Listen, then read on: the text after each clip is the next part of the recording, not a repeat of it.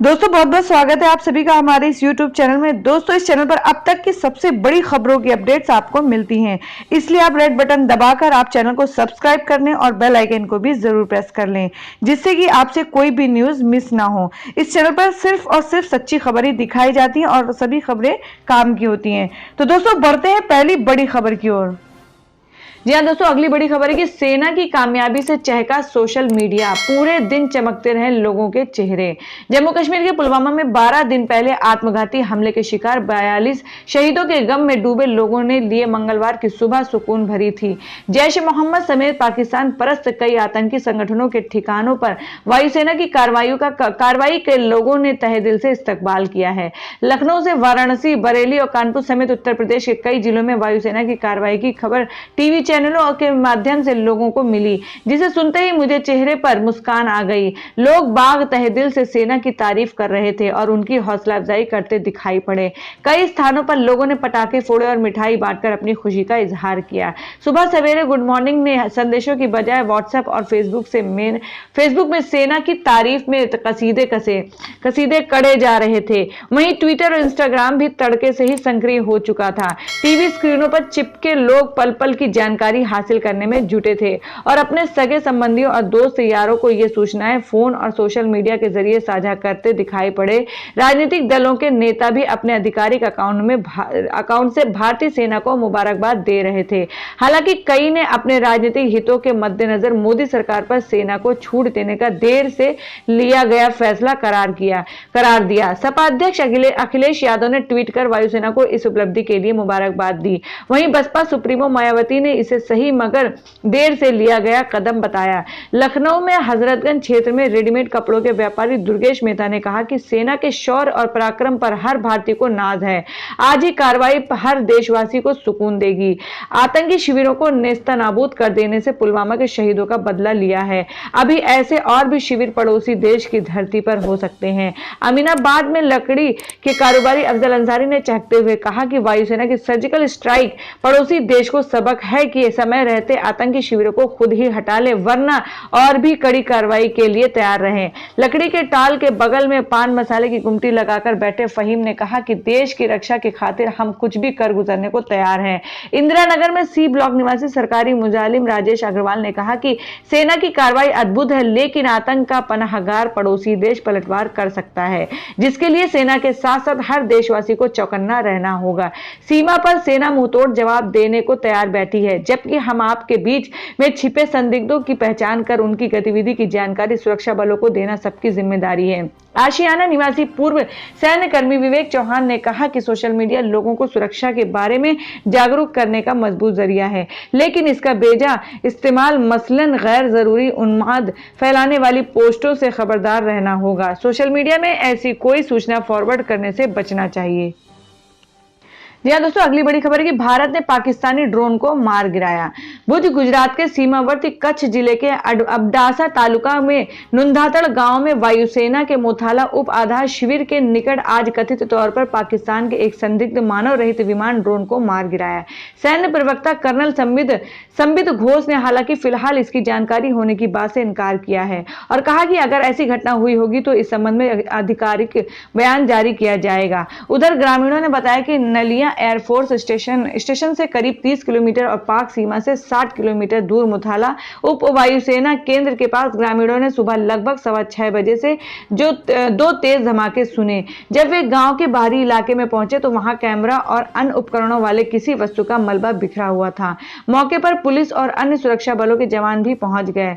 नुंधातड़ के पूर्व सरपंच प्रवीण भाई भानुशाली ने बताया कि अब वे लोग पहुंचे तो वहां मौजूद सुरक्षाकर्मी ऐसी बातें कर रहे थे कि यह पाकिस्तान का कोई जासूसी कैमरा वाला ड्रोन था, जिसे वायुसेना ने मार गिराया है। घटना की सूचना मिलने पर मौके पर बड़ी संख्या में आसपास के लोग भी जुट गए। हालांकि पुलिस और अन्य सुरक्षाकर्मियों, जिनमें वायुसेना के जवान भी थे, वो पूरे इलाके को घेर लिया था।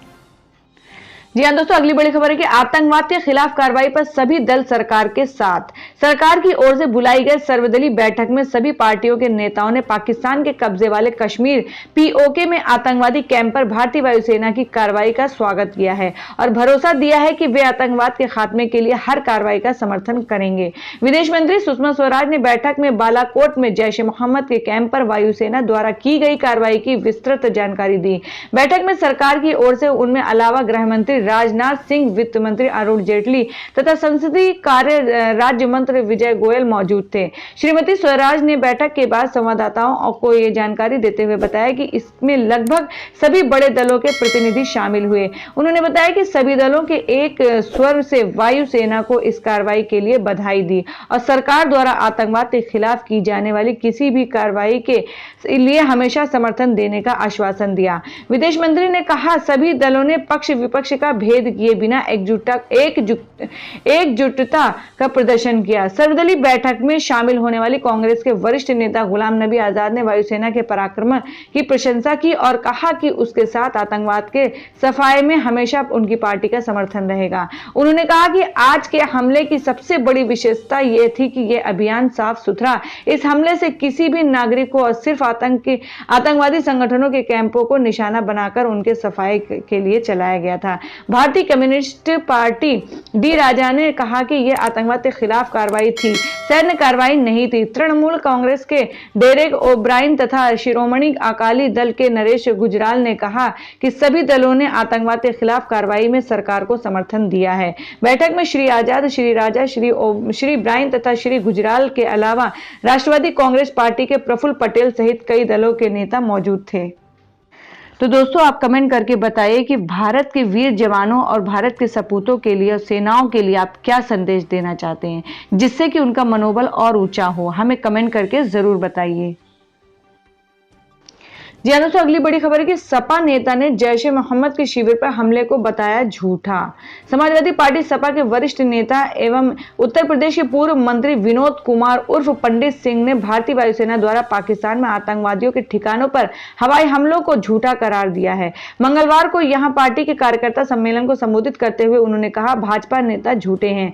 क्या सर्जिकल स्ट्राइक कुछ नया है? टेलीविजन चैनल उसे आज प्रसारित कर रहे हैं। यह कि हवाई हमला होगा 10 दिन से पता था। उन्होंने दावा किया यह 5 दिन से पता था कि उन्होंने सरकार पाकिस्तान से साठगांठ कर ली है और एक खाली घर पर कुछ बम गिराने का निर्णय किया है और उसके बाद मीडिया को एक बयान जारी कर देंगे। पंडित सिंह ने कहा कि भाजपा के लोग खुद आतंकवाद को बढ़ावा देते हैं। उन्होंने महबूबा मुफ्ती के साथ सरकार बनाकर साबित कर दिया था कि आतंकवाद का समर्थन करने वालों से भी उनको कोई परहेज नहीं है। जी हाँ दोस्तों, अगली बड़ी खबर है कि पीएम मोदी के सशक्त नेतृत्व में आर्थिक मजबूती की ओर बढ़ रहा देश। हरिवंश नारायण बोले। राज्यसभा के उपसभापति हरिवंश नारायण सिंह ने कहा कि आजकल प्रधानमंत्री मोदी को नीचा दिखाने के लिए कुछ राजनीतिक दल और मीडिया के कुछ लोग एजेंडा चला रहे हैं, लेकिन देश के प्रधानमंत्री ने वो कर दिखाया है जो पिछले 70 वर्षों में संभव नहीं हो सका। वरिष्ठ पत्रकार अशोक श्रीवास्तव की किताब नरेंद्र मोदी संसद के विमोचन के दौरान मुख्य अतिथि के तौर पर संबोधित करते हुए हरिवंश ने कहा कि कुछ पत्रकार बीते 4.5 साल से देश में यह प्रचार कर रहे हैं कि मोदी राज में अघोषित आपातकाल है, जबकि ऐसा नहीं है। मोदी खुद सेंसरशिप के शिकार रहे हैं। उन्होंने कहा कि इस किताब में इस बात का जिक्र किया गया है कि नरेंद्र मोदी खुद ही साजिश और सेंसरशिप के शिकार रहे हैं। इस किताब के लेखक ने खुद ही जिक्र किया है कि कैसे वर्ष 2014 में दूरदर्शन की तरफ से नरेंद्र मोदी का इंटरव्यू लिया गया, जिसके बाद से सेंसर किया गया था। हरिवंश ने कहा कि मोदी के सत्ता में आने के बाद देश की अर्थव्यवस्था मजबूत हो रही है, टैक्स देने वालों की संख्या में वृद्धि हो रही है। 1 करोड़ रुपए से अधिक की सालाना आय वाले व्यक्तिगत करदाताओं की संख्या पिछले 4 साल में 68% बढ़ी है।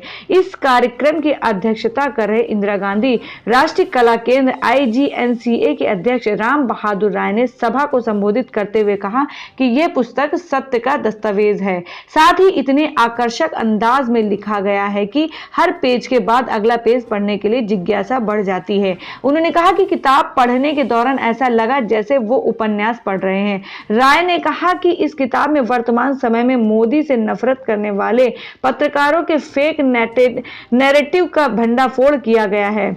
कार्यक्रम में भारतीय जनसंचार संस्थान IIMC के महानिदेशक KG सुरेश, वरिष्ठ पत्रकार अवधेश कुमार ने वर्तमान दौर में हो रही पत्रकारिता पर अपने विचार रखे। जी हाँ दोस्तों, अगली बड़ी खबर है कि सर्जिकल स्ट्राइक आतंकवाद को खत्म करने के लिए इजराइल ने मिलाया भारत से हाथ, दुश्मनों को चुन चुनकर उतारना है मौत के घाट। पुलवामा हमले का बदला लेने के लिए भारत की मदद के लिए इजराइल देश आगे आया है। इजराइल ने बताया कि अपनी तरफ से होने वाली हर संभव मदद के लिए पेशकश की है और अब भारत इजराइल की रणनीति से आसानी से दुश्मनों को मौत के घाट उतार सकता है।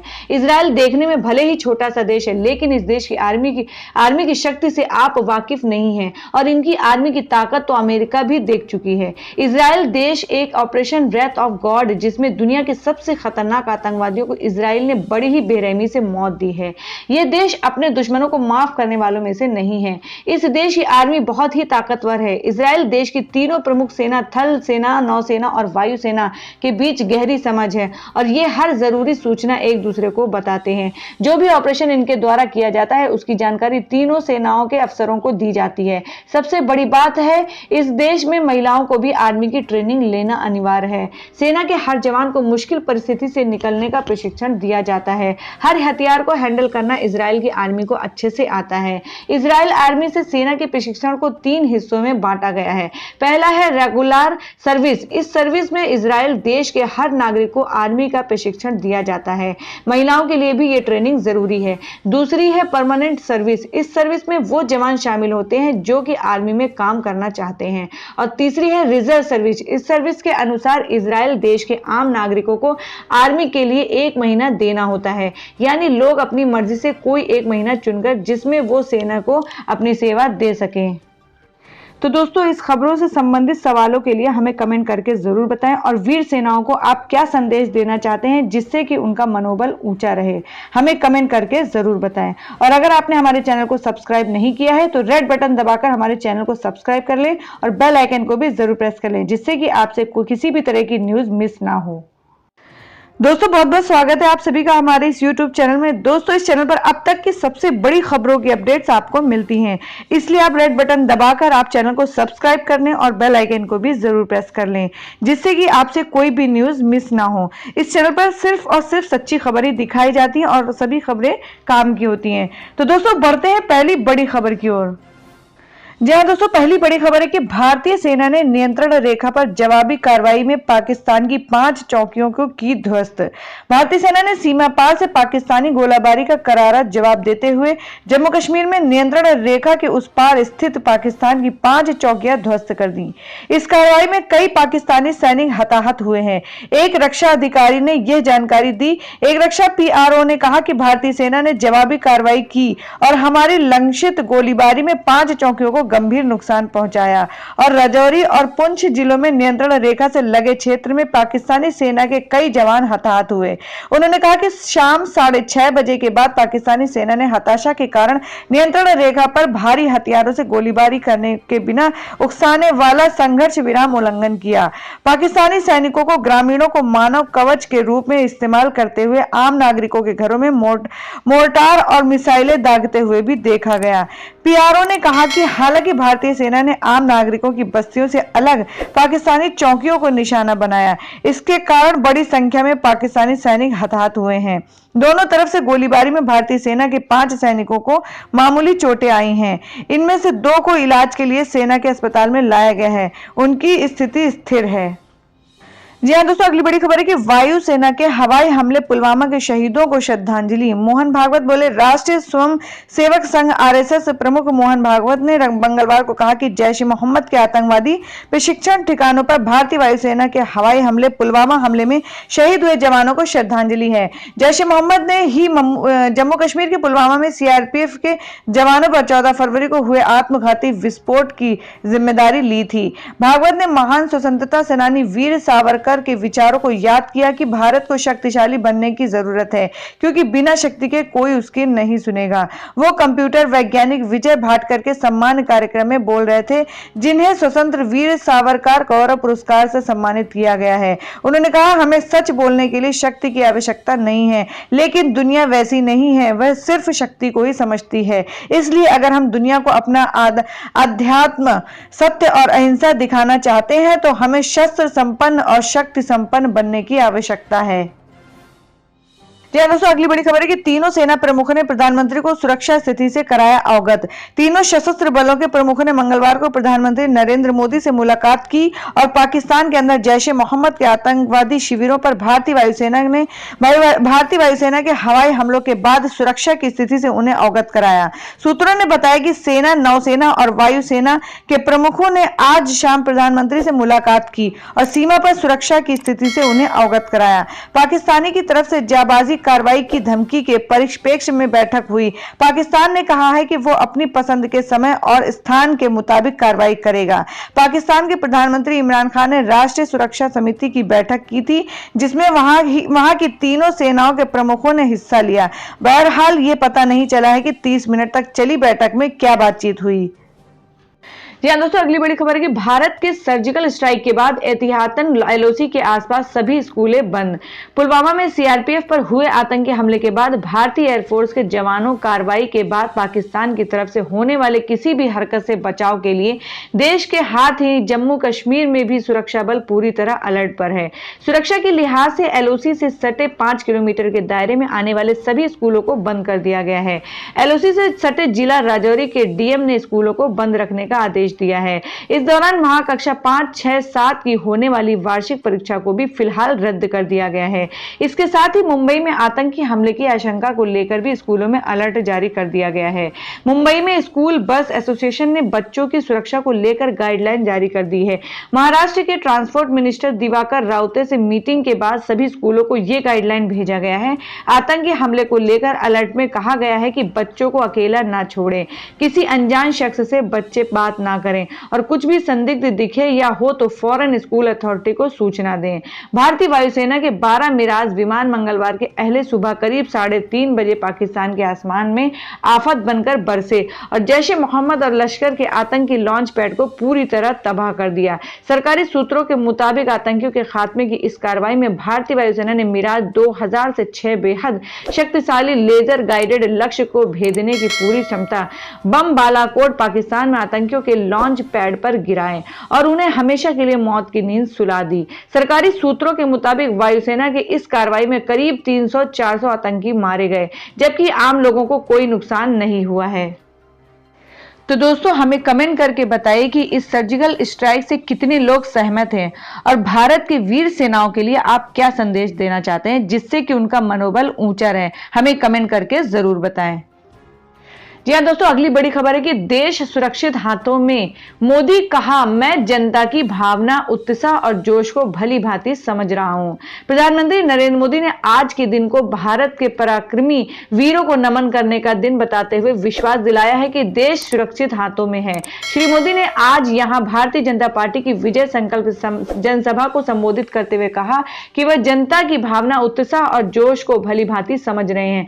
आज ऐसा पल है, हम सबको भारत के पराक्रम वीरों को नमन करें। उन्होंने कहा, आज चूरू की धरती में मैं देशवासियों को विश्वास दिलाता हूं कि देश सुरक्षित हाथों में है। उन्होंने कहा कि वर्ष 2014 में विजय शंखनाद युवा संगम के दौरान मैंने दिल की बात सामने रखी थी और अब मेरी आत्मा कहती है कि आज का दिवस उसे फिर से दोहराने का दिवस है। मैं देशवासियों को 2014 के सपनों को, वीरों को नमन करते हुए दोहरा रहा हूं।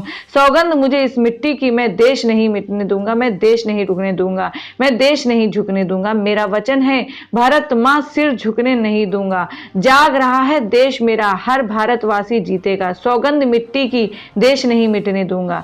इसे फिर दोहराना है, खुद को याद दिलाना है, ना भटकेंगे ना अटकेंगे, कुछ भी हो हम देश नहीं मिटने देंगे। उन्होंने कहा कि देश से बढ़कर कुछ भी नहीं होता। देश की सेवा करने के आज इस दिवस को प्रणाम करता हूं। उन्होंने कहा कि जय जवान, जय किसान, जय विज्ञान की भावनाओं को साथ लेकर हम आगे बढ़ रहे हैं। तो दोस्तों इस खबरों से संबंधित सवालों के लिए हमें कमेंट करके जरूर बताएं और वीर सेनाओं को आप क्या संदेश देना चाहते हैं जिससे कि उनका मनोबल ऊंचा रहे, हमें कमेंट करके जरूर बताएं। और अगर आपने हमारे चैनल को सब्सक्राइब नहीं किया है तो रेड बटन दबाकर हमारे चैनल को सब्सक्राइब कर लें और बेल आइकन को भी जरूर प्रेस कर लें जिससे कि आपसे किसी भी तरह की न्यूज मिस ना हो।